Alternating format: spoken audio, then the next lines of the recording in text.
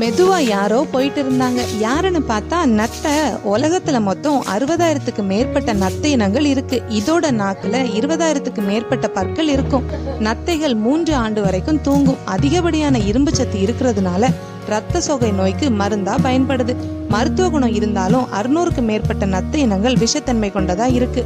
இதோட திரவம் தோல் சுருக்கங்களை சரி செய்யவும் உதவுது. நீங்களும் இந்த நத்தைகளை சாப்பிட்டிருக்கீங்களா?